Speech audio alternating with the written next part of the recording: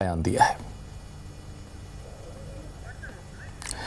और कहा कि बिहार में बीजेपी अपना सीएम बनाना चाहती है, वो नीतीश को सीएम नहीं बनने देंगे।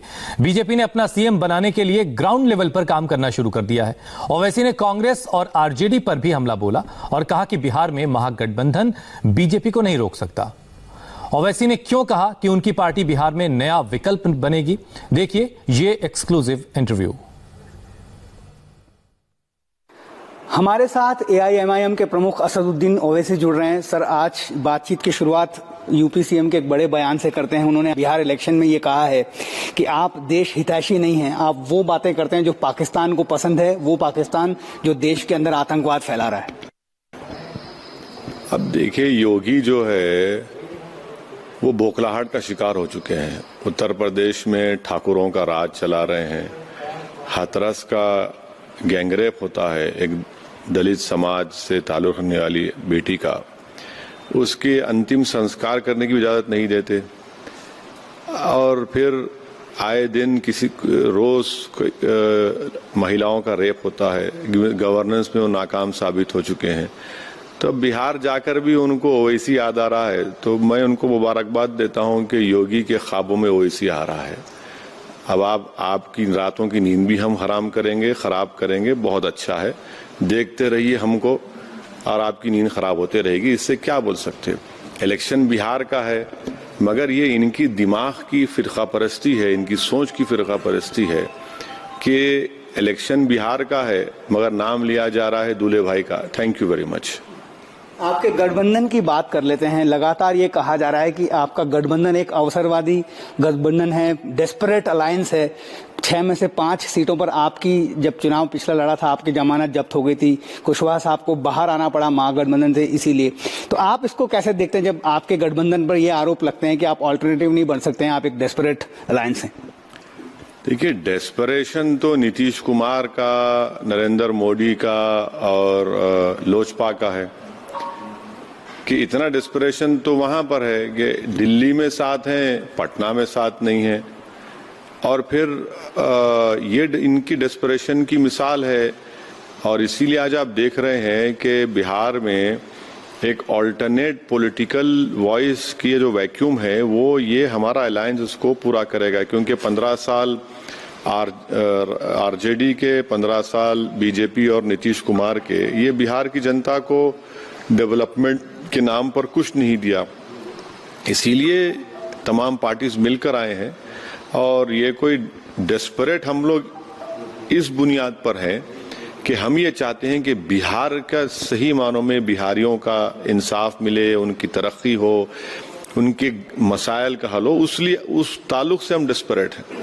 सर, ये बात भी उठकर आती है कि जो आपने कहा कि आरजेडी और महागठबंधन बिहार में बीजेपी को नहीं रोक सकता है, आप किस बुनियाद पर ये कह रहे हैं? क्योंकि अब अल्टरनेटिव की जब बात आती है तो आपका अलायंस कहां पर स्टैंड करता है? देखिए, मैं इसलिए कह रहा हूं कि 2019 की जो पार्लियामेंट के चुनाव हैं वो तो एक आपके सामने साफ है कि कांग्रेस आरजेडी मिलकर बीजेपी को रोक नहीं पाए। इसीलिए सिर्फ 40 में एक पार्लियामेंट की सीट पर आरजेडी कांग्रेस के अलायंस को कामयाबी मिली किशनगंज से। वो भी इसलिए मिली क्योंकि हमारे पार्टी के कैंडिडेट जनाब अख्तरुल ईमान जो बिहार प्रदेश के अध्यक्ष हैं, उन्होंने करीब 3 लाख वोट हासिल किए और कांग्रेस 50,000 से जीती। अगर वो नहीं रहते तो वो भी जाते। तो इसीलिए दूसरी अहम बात यह है कि 5 साल पहले महागठबंधन के नाम पर नीतीश कुमार, लालू प्रसाद यादव और कांग्रेस ने बिहार की जनता को झूठ बोलकर, धोखा देकर वोट हासिल किया कि नीतीश कुमार ने कहा था कि मैं संघ मुक्त भारत करूंगा। आरजेडी लालू प्रसाद यादव साहब ने कहा था कि हम मोहन भगवत को रोक देंगे। कांग्रेस ने कहा कि सेकुलरिज्म को जिंदा रखेंगे। भाई, आज नीतीश कुमार बीजेपी की गोद में क्यों बैठ गए? क्या इसके जिम्मेदार आप नहीं हैं? तो इसीलिए हम कह रहे हैं कि इनमें वो कैपेसिटी नहीं है, वो इंटेलेक्चुअल प्रोसेस उनमें नहीं है, ना कन्विक्शन है। तो हम ये समझते हैं, हमारा मानना ये है कि जो अलायंस हमारा है जिसमें कुशवाहा साहब इसको लीड कर रहे हैं, हमारे सीएम फेस हैं, देवेंद्र यादव साहब से कन्वीनर है, यकीनन बिहार की जनता की जो उम्मीदें हमसे वाबस्ता है उसको पूरा करेंगे। हमको अपना आशीर्वाद से और अपने वोट से नवाजेंगे। जब आपके बारे में ये कहा जाता है, खासतौर पर एमआईएम के बारे में और आपके अलायंस के बारे में, कि आप एक वोट कटुआ पार्टी हैं, आप उसको किस तरह से देखते हैं? क्योंकि आप ये कहते हैं कि आरजेडी और महागठबंधन कांग्रेस बीजेपी को नहीं रोक सकता है, लेकिन वो ये कह रहे हैं कि आप वहां पर चुनाव लड़कर बीजेपी का ही फायदा कर रहे हैं। नहीं, मैं कांग्रेस आरजेडी के जिम्मेदारों से एक सवाल करना चाह रहा हूं। लोकसभा के 39 पार्लियामेंट सीट्स पर आपको क्यों हार हुई? क्या मैं जाकर इलेक्शन लड़ा 39 सीट्स पर? इनको तो शर्म होनी चाहिए। शर्म नहीं है, हया नहीं है और बकवास किए जाते हैं। पूरे भारत में 191 लोकसभा की सीट में कांग्रेस और बीजेपी का मुकाबला हुआ, जिसमें से 172 बीजेपी जीती। वहां पर हम थे ही नहीं, वहां पर एक भी सीट हम नहीं लड़े।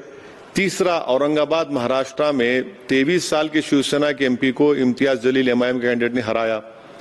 आज शिवसेना कांग्रेस के साथ बैठी हुई है।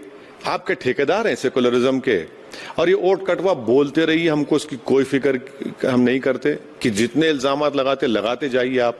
हमारी लड़ाई बिहार के गरीब जनता के लिए है, सीमांचल के इंसाफ के लिए है, और हम उस लड़ाई में कामयाबी हासिल करेंगे। एक इंडिपेंडेंट पॉलिटिकल लीडरशिप पैदा होगी और जो बिहार के जनता के इंसाफ के लिए लड़ेगी। और मुझे यकीन है कि लोग बेजार हैं इन लोगों से, इनके धोखेबाजी से, इनके झूठ बोलने से।